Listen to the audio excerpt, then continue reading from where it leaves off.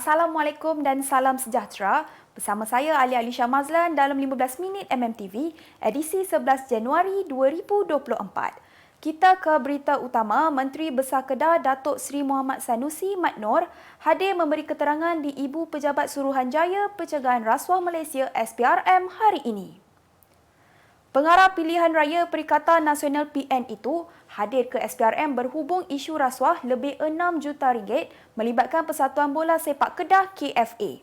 Sumber mendedahkan siasatan membabitkan kes rasuah ini dijalankan SPRM selepas menerima laporan daripada kontraktor yang sebelum ini dijanjikan mendapat projek-projek di negeri berkenaan jika menyalurkan dana ke akaun Persatuan Bola Sepak tersebut. Namun selepas kontraktor-kontraktor ini menyalurkan dana ke akaun Persatuan Bola Sepak berkenaan, mereka tidak menerima sebarang projek sebagaimana dijanjikan individu terbabit. Kontraktor yang merasakan telah ditipu ini telah membuat laporan kepada SPRM atas penawaran projek yang dijanjikan kepada mereka oleh individu berkenaan. Kerajaan yakin projek sistem transit rapid RTS Link yang menghubungkan Malaysia dan Singapura akan mula beroperasi sepenuhnya pada 1 Januari 2027. Menteri Pengangkutan Anthony Loke Siew Fook berkata kedua-dua negara komited menjayakan projek itu dan perbincangan antara kedua-dua pasukan dilakukan secara berkala. Menurutnya, tahap kemajuan projek pembinaan Jejambat Marin RTS Link telah mencapai tahap 68%. Sementara itu, Siew Fook turut memberitahu penetapan kadar tambang RTS Link tersebut hanya akan dibuat apabila projek itu menghampiri tarikh siap sepenuhnya. Dalam pada itu, beliau turut memaklumkan kerajaan terbuka dalam meneliti sebarang cadangan penambahbaikan jaringan penghubung antara Malaysia dan Singapura termasuk menerusi pelaksanaan perkhidmatan feri. Timbalan Perdana Menteri Datuk Seri Ahmad Zahid Hamidi menyifatkan tindakan Badan Peguam memfailkan permohonan untuk mencabar keputusan Mahkamah Tinggi yang melepaskannya tanpa dibebaskan DNAA daripada pertuduhan sebagai menyibuk dan cuba menjadi juara keadilan. Badan Peguam juga jelasnya menunjukkan sifat yang sebenar apabila menjadi selektif dalam mengkritik keputusan Peguam Negara tetapi membisu atau takut berhubung keputusan DNAA atau lepas bebas DNA dalam kes-kes terdahulu. Pada 4 September 2023, Hakim Mahkamah Tinggi Datuk Colin Lawrence Sequeirah melepas tanpa membebaskan Ahmad Zahid daripada 8 pertuduhan rasuah, 12 dakwaan pecah amanah dan 27 tuduhan pengubahan wang haram dana Yayasan Akal Budi. Pada 2 Disember 2023, Badan Peguam memfailkan permohonan semakan kehakiman dan memohon perintah supaya keputusan Peguam Negara yang memohon supaya Ahmad Zahid dilepaskan tanpa dibebaskan dibatalkan. Mahkamah Tinggi hari ini, Peguam Kanan Persekutuan Ahmad Hanir Hambali yang mewakili Peguam Negara selaku responden pertama menyatakan peruntukan Seksyen 254-1 Kanun Tata Cara Jenayah membenarkan pendakwa raya memohon bagi DNAA selepas peringkat prima facie. Menurut Ahmad Hanir, Badan Peguam tidak memenuhi keperluan undang-undang dalam mengemukakan permohonan tersebut dan gagal menunjukkan bahawa tindakan Peguam Negara itu tidak rasional dan tidak sah. Hakim Mahkamah Tinggi Datuk Amarjit Singh kemudian menetapkan 6 Februari ini bagi pengurusan kes. Program Pendidikan Teknikal dan Latihan Vokasional TVET dicadang untuk memperkenalkan kursus khas berkaitan penuaian kelapa sawit kepada golongan belia. Menteri Perdagangan dan Komoditi Datuk Seri Johari Abdul Ghani berkata ia sekaligus membantu mengatasi masalah kekurangan pekerja dalam industri kelapa sawit negara. Tambahnya, ia juga selari dengan usaha kerajaan untuk menjadikan kemahiran berkenaan sebagai satu profesion. Jelasnya, melalui latihan yang betul dan mekanisme yang sesuai, kerja-kerja di lapangan ini juga akan menjadi lebih mudah. Sementara itu, menurutnya perbincangan awal telah pun dibuat bersama Menteri Kemajuan Desa dan Wilayah Datuk Seri Ahmad Zahid Hamidi yang juga pengerusi TVET negara bagi tujuan tersebut. Utusan Malaysia dan Cosmo melancarkan satu lagi produk terbaru. Apa yang ada dalam Iklanega? Ia adalah platform yang tepat dan efektif untuk mengiklan antaranya pelbagai jenis notis, cautan kosong, hartanah, tender, kenderaan, mencari wali atau waris dan pelbagai lagi. Apa yang anda cari? Semuanya ada di sini. 2 dalam 1. Layari iklaneka.utusan.com.my. Seorang ahli perniagaan melakukan penipuan dengan menyamar sebagai Ketua Pesuruhjaya Suruhanjaya Pencegahan Rasuah Malaysia SPRM dan Timbalan Ketua Pesuruhjaya Operasi SPRM didakwa di Mahkamah Khas Rasuah Kota Kinabalu hari ini. Tertuduh Aries Ryan Philip Among 30 tahun yang berhadapan dua pertuduhan utama dan dua pertuduhan alternatif itu bagaimanapun mengaku tidak bersalah atas kesemua pertuduhan yang dibacakan di hadapan Hakim Jason juga. Aries Ryan didakwa melakukan penipuan terhadap seorang pegawai kanan polis yang membabitkan kerugian berjumlah RM49,300 pada Jun tahun lalu. Manakala untuk pertuduhan kedua, Aries Ryan didakwa menipu individu yang sama dengan menyamar sebagai Ketua Pesuruhanjaya SPRM, Tan Sri Azam Baki hingga mendorong bangsa memasukkan wang berjumlah RM27,000 ke dalam satu akaun pada 30 Jun 2023.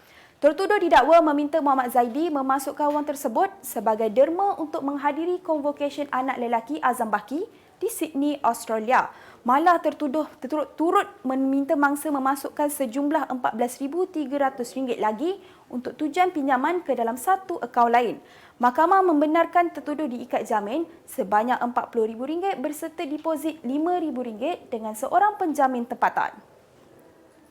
Saya tidak sakit. Demikian kenyataan pelakon sensasi Fathia Latif menafikan dirinya menghidap penyakit mental seperti yang didakwa ramai selepas mencetuskan provokasi terhadap pasangan pelakon Zahira Matt Wilson dan Aiman Hakim Reza baru-baru ini. Menjawab pertanyaan netizen dalam sebuah video TikTok, Fathia 36 tahun berkata dia akan ditempatkan di ward psikiatri sekiranya mempunyai masalah mental. Sejak beberapa hari lalu, nama Fathia meledak dalam media sosial apabila dia mula mencetuskan provokasi dengan menggelar Zahira sebagai seorang bibi atau pembantu rumah. Fathia turut berbalas kenyataan dan mula membuka aib bekas rakan baiknya, Zarina Anjali, dalam media sosial.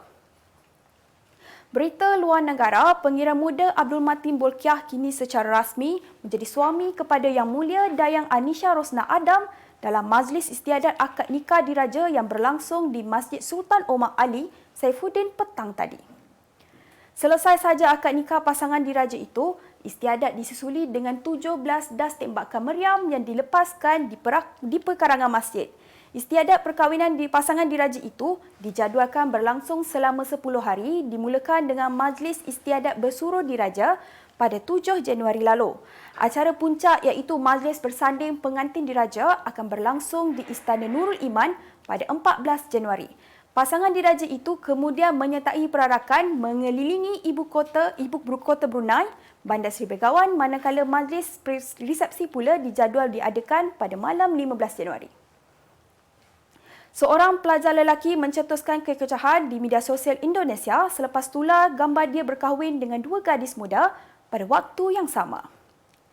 Bagaimanapun, selepas diselidik, perkahwinan itu ternyata palsu dan ia diadakan sebagai salah satu tugasan sekolah mereka bertiga.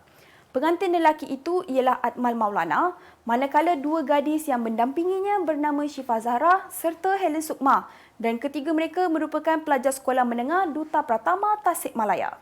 Bagaimanapun, pengetua sekolah tersebut lasiman memberikan penjelasan sekolahnya sering melaksanakan tugasan berkaitan dengan perkahwinan seperti video yang tular tersebut. Kemas kini pengetahuan anda tentang isu ekonomi dan pasaran. Merangkumi sektor hartanah, perniagaan, keuangan, komoditi, IKS, halal niaga dan dunia korporat. Sentiasa ikuti perkembangan ekonomi semasa di dalam dan luar negara. Semua informasi terkini hanya di hujung jari. Dapatkan edisi ringgit setiap Isnin hanya di Akhbar Utusan Malaysia.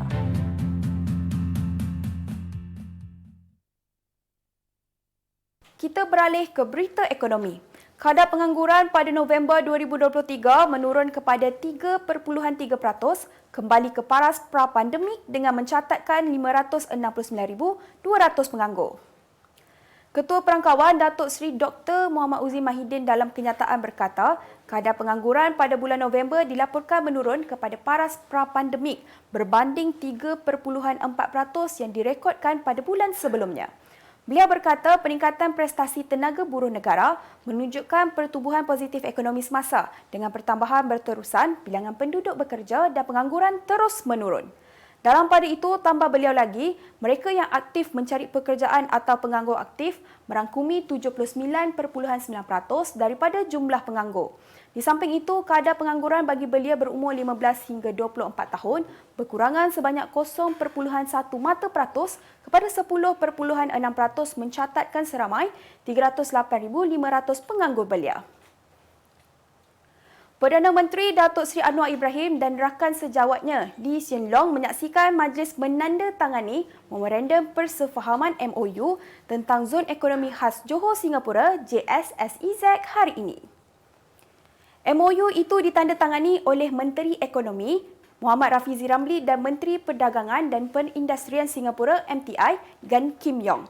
MOU itu dimeterai selepas 2 bulan pemukiman pemimpin Singapura Malaysia ke-10 pada Oktober tahun lalu yang bertujuan mengeratkan lagi hubungan yang telah lama terjalin dan komitmen bersama kedua-dua negara untuk memperkukuhkan kerjasama ekonomi. Usaha ke arah perjanjian penuh mengenai JSSEZ dan perinciannya akan dilakukan pada pemukiman pemimpin Malaysia Singapura ke-11 yang akan diadakan di negara ini.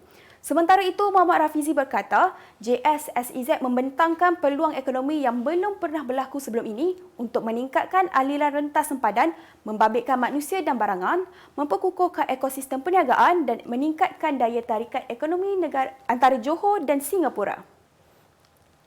Berita sukan atlet lompat tinggi kebangsaan Ngu Jiazin disahkan positif doping dan dikenakan hukuman penggantungan selama 2 tahun daripada menyertai sebarang kejohanan bermula 2 Jun 2023 sehingga 1 Jun 2025.